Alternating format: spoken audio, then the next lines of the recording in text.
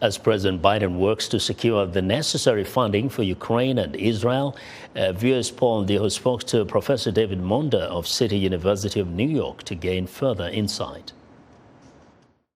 He really used this opportunity to try and, number one, create a very balanced narrative around the need for Israel to defend itself on one hand, but also trying to empathize with the Palestinian suffering in Gaza.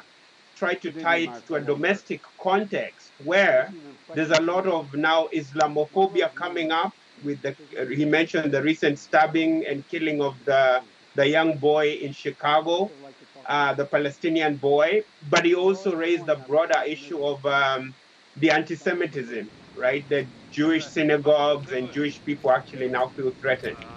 But the second element I think that he raised that was really interesting was to try and tie the Israel-Hamas conflict to the Russia-Ukraine conflict and trying to show Israel and Ukraine as bastions for democracy and to make the case as to why the United States needs to be vigilant and active in the Middle East and also to support Ukraine against Russia. How would you respond to people who are saying that he's trying to have it both ways? For example, he's cheering on Israel and saying that we are 100% behind you, despite the outcry from human rights activists, human rights agencies, the people of Palestine, people who are being bombarded. We have to understand Biden has to continue with the foreign policy that has been laid there, not only by himself, but by Trump, who was there before him, by Obama, who was there before Trump, by Bush, who was there before Obama, and for a whole tradition of American presidents going back to Harry Truman, right, with the creation of Israel in 1948. America has generally had a very pro-Israeli foreign policy in the Middle East. It's very difficult for Biden to steer away from that. But I think his challenge has also been that within the Democratic coalition of the party, there are a lot of pro-Palestinian or sympathetic Palestinian elements within the Democratic Party have been speaking out. Let's talk about the current state of affairs, the humanitarian crisis in that region. Close to 3 million people. They have no place to go. No Arab country wants to open their borders.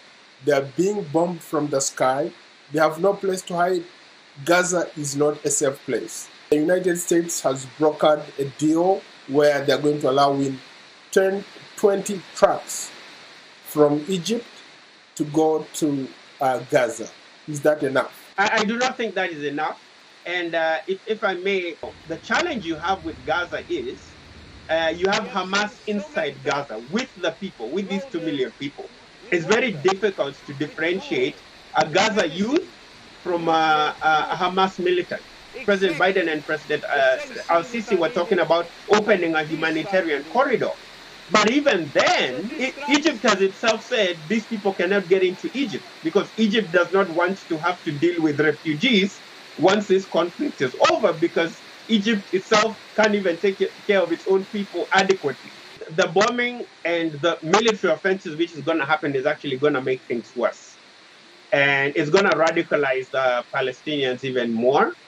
But more broadly, it's going to probably lead to a regional war where countries like Iran, other Muslim countries, which were thinking of reestablishing links with Israel, will put that on hold.